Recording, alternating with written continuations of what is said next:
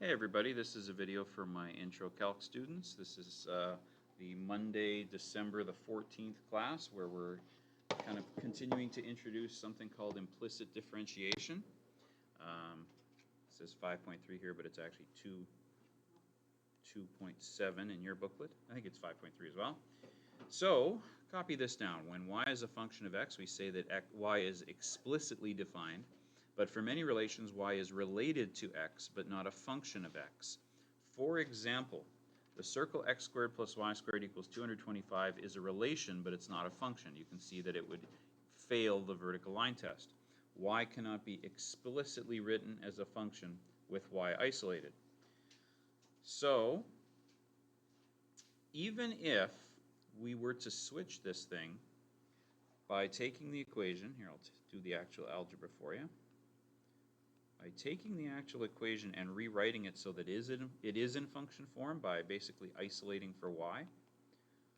Notice these are my steps. I'd minus x squared from both sides. And then, remember that when I square root both sides, I have to consider the plus or minus of the situation.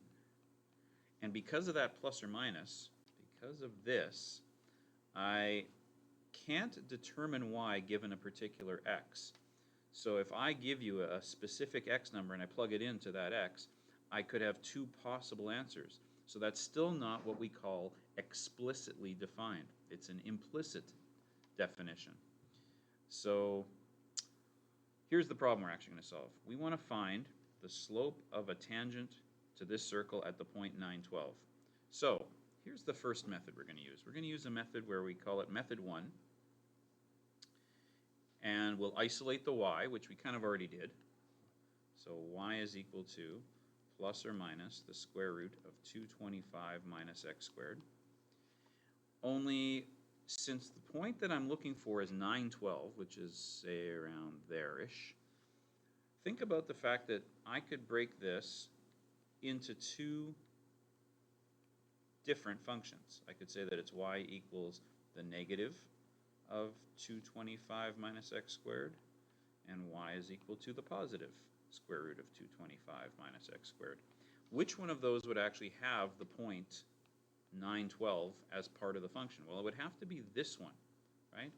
912 is contained in this function. And I could even say 912 is not part of this function. So, since I know that what I actually want is this equation here, oops, that's not what I wanted to do. There we go.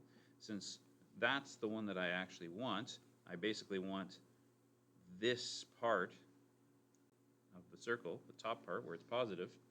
That's the only part I'm going to work with. And then from there, it's the same stuff we've been doing. I have y equals the square root of 225 minus x squared. And I am going to want to know the slope at the point 912, which means I need the derivative at that point. So I'm going to need the derivative of this thing. Well, before I do its derivative, I'm going to change it to a fractional exponent. Then I'm going to do my derivative. So 1/2 225 minus x squared to the negative 1/2 times negative 2x.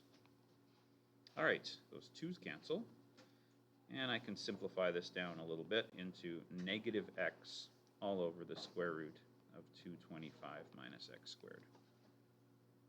Okay, but remember, I was doing this at the point 912. I'm looking for the equation of the tangent at that point.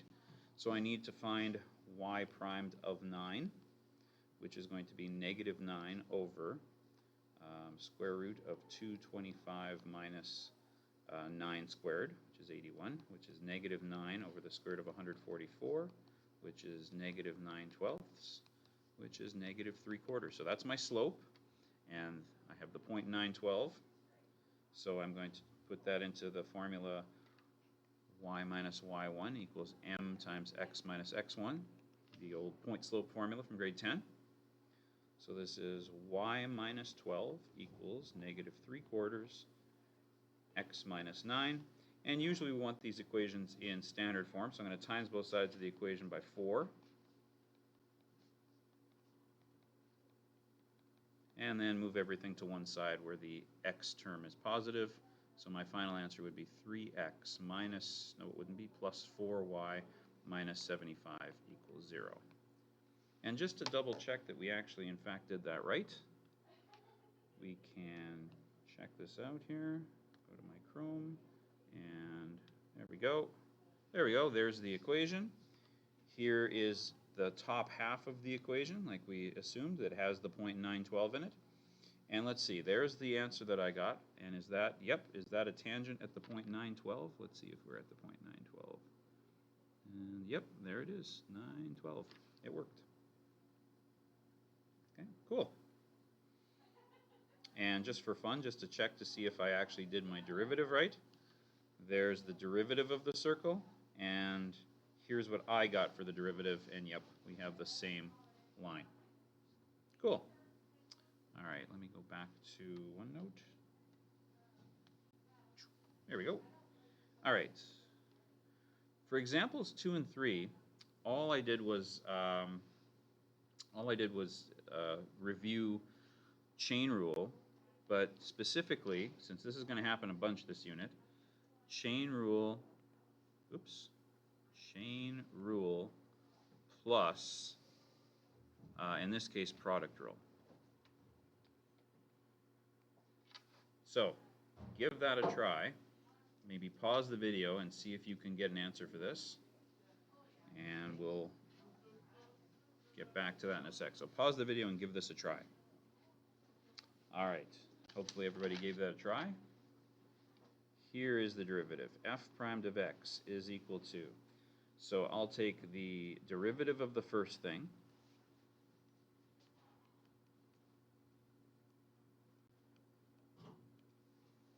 plus, or times the second thing,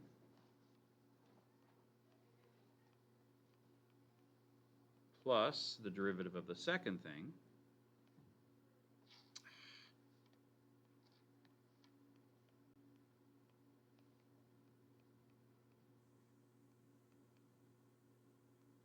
times the first thing.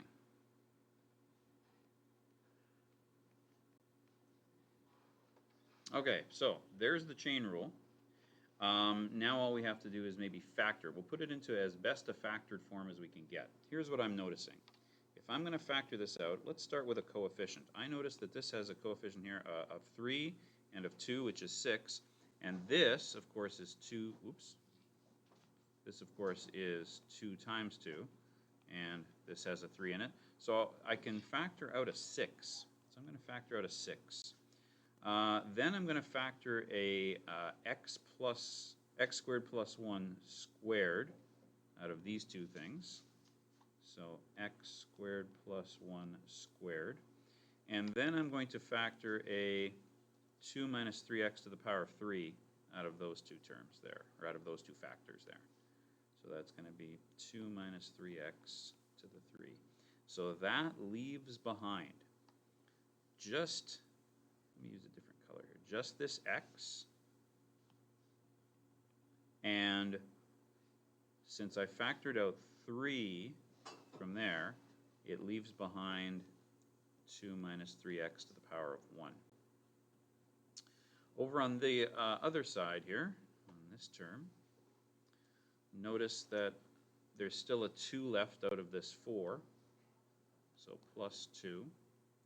I factored all of this factor away. There's still a negative on that one, so there's a negative here.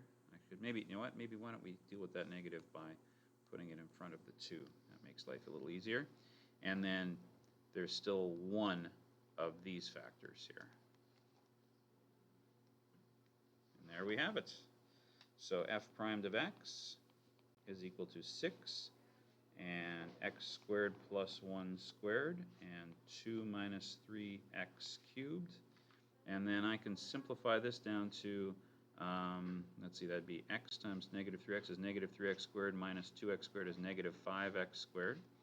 And then 2x, so that'd be plus 2x. And then a negative 2 times 1, so that's minus 2.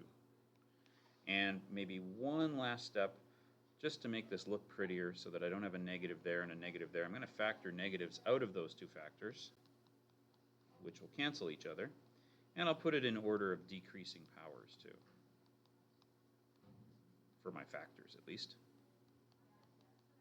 And that's probably the way most textbooks would give you the answer for that. And there we have it. Okay, so we're going to end today with one where we want you to, let me make that a little bit bigger if I can. There we go. We want you to use chain rule and quotient rule. And I know last time we quizzed this stuff, I didn't tell you that you had to use the quotient rule. And there were some students who did questions like this, the question that we had on the quiz like this one, by turning this denominator into a numerator to a negative power. I don't want you to do that this time. I actually want you to use your quotient rule. Okay, so we'll go over that first thing tomorrow in class. So that's basically the only homework you have tonight. Thanks for watching, everybody.